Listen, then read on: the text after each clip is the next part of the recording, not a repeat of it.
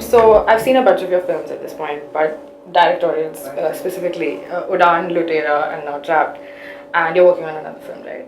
That's right. Bhavesh Joshi. Bhavesh Joshi, right? So I was looking at the pattern of like genres. There is none, is what I found. So family drama, then there is romance, and what is now being called a survival thriller.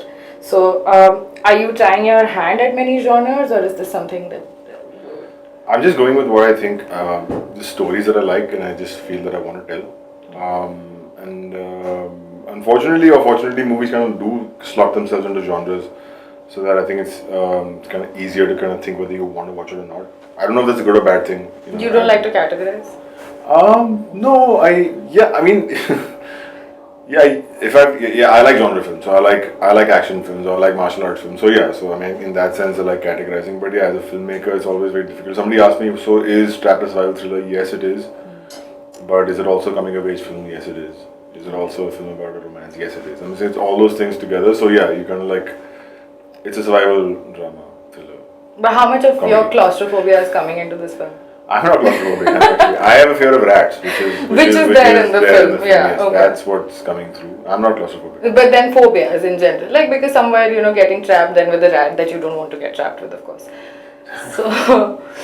True. That's true. That's what actually. That was the kind of like the thing that sealed the deal for me when it came to whether I wanted to do this film or not. I was really excited about the story when I read it, and I said, "Wow, this is a cool idea, and I should definitely do this."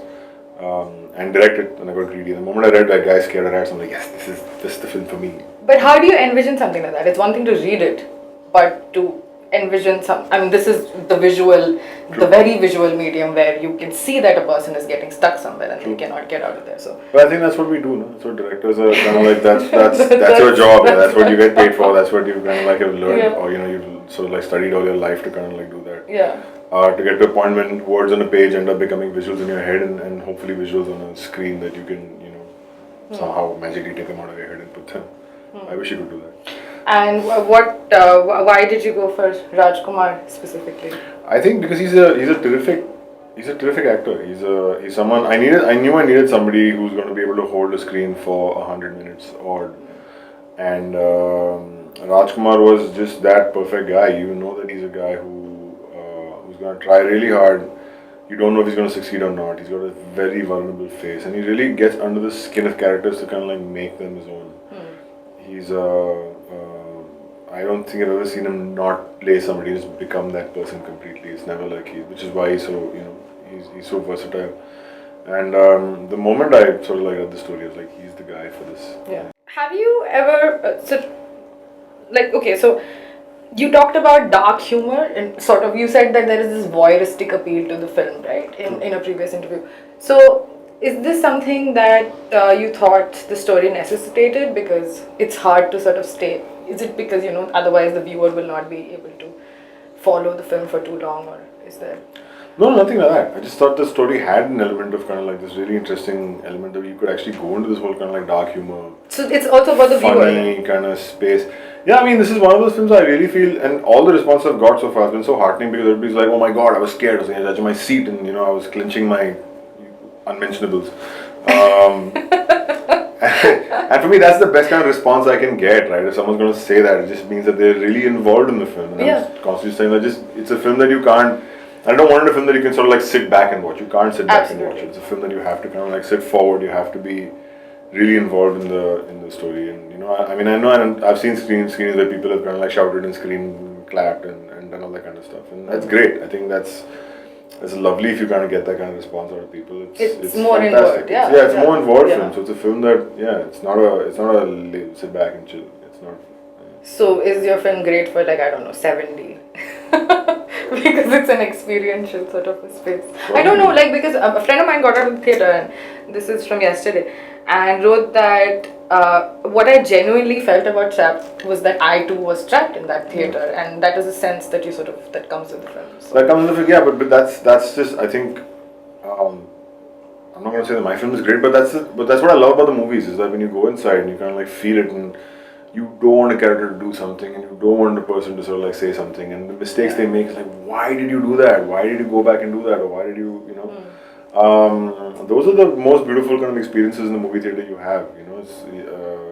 if you're not going to be that involved in somebody's life, What you're going to cry and film laugh were and you so most involved in a theatre? on. Of late, wow, I'll have to think. No, really, I mean, of late, I've seen lots of really, really interesting movies. Say over the past year, I guess one way to do this would be.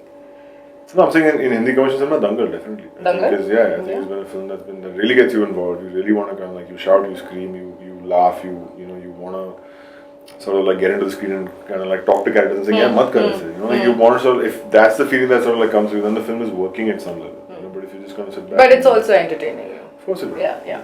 Okay. And this same friend of mine that I just referenced, he noticed that there is like in one particular scene in this film, there are characters talking about the meat and the curtains behind the characters are saffron. Was that intentional? It's just the sun hitting them at a certain angle. Really? You don't believe in symbolism? Okay. However, your next film is political? My next film's not political. It's a film about standing up for justice, and so whether justice comes in, it depends on whoever is in power, against though, and right? power. Yeah, but I mean, in this country, there's so many people in power. But initially, it was about corruption and. It was about corruption, yeah. And now you have sort of put it in context with the current government and current situation. I wouldn't say current government. Current situation, fine. However, you have quoted a lot of trouble with Phantom Films, right? You're in Phantom Films with the CBFC. Yeah, but and why not? Because I think it's a completely. First of all, you're trying to propagate a very, very old-fashioned, defunct policy. It's a policy. Censorship, first of all, is a policy that shouldn't even be there. And it's a certification board. It's not even their name. However, it is often used in colloquial. So you're a certification board. I mean, the censor board was put in place by the British government to be able to censor films and to censor content that was deemed.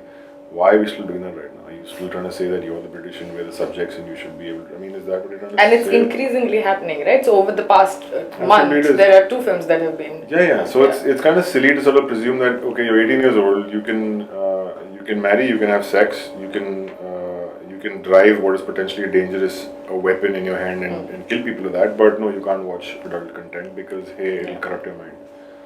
It's so backward that thinking that I can't even express myself sometimes. And you cannot even make that choice for yourself, right? In the sense that you cannot even, the movie is just not there.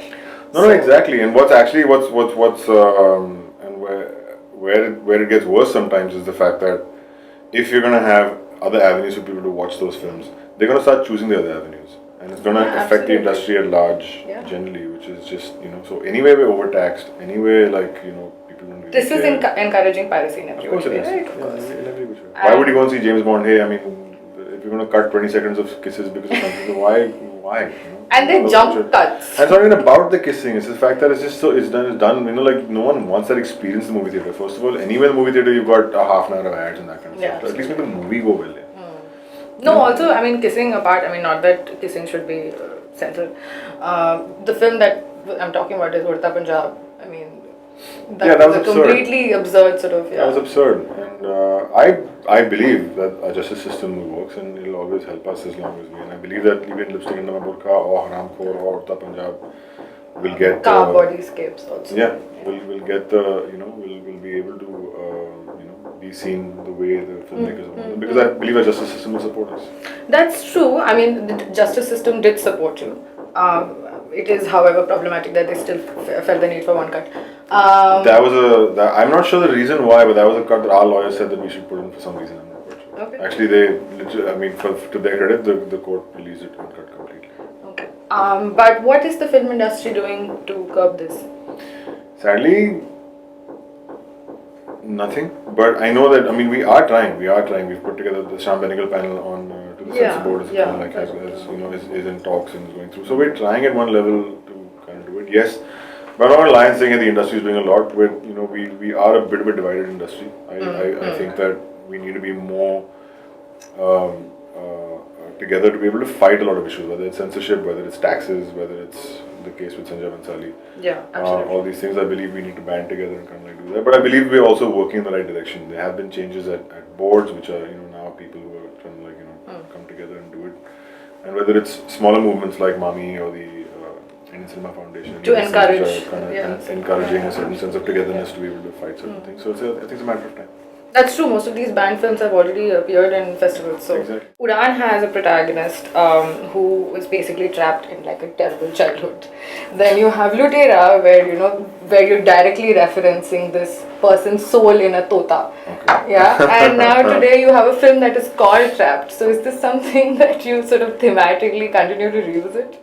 I never, noticed that, and I think at the same day I did an interview with another journalist, and we sort of spoke about why my protagonists are either loners or people who are kind of like that, and I think they're more or less the same thing. My defense is that that's exactly what movies are about. It's about people trapped in situations, and it's about them breaking out of situations. It's always been that. Metaphorically, it's always like whether you're trapped in your sense of what your society is, or you're trapped in a relationship, you're trapped in whatever. So problem solution. Exactly. All films are about problem solutions. Any film you look at is always about that. So yeah, I think I tend to gravitate towards kind of like loner characters, so that's why. Do you identify with them? Yeah. To end this with, I would like to ask you, what is a film like Trapped to the audience in your imagination? I think it's a film that is an experience. It really is an experience. It's an experience of like getting in, giving 100 minutes of your life to something that will really kind of Shake you up? shake you up and scare you and make you laugh and just make you kind of like come out as a different person. Wow. Maybe get over your fears or whatever. All right. Making it sound like it's really. It's therapy. It's not a film. It's Yeah, it's therapy. therapy. Yeah, you're right. Okay, we should put that in definitely. All right. Thank you so much for coming. Thank you so much.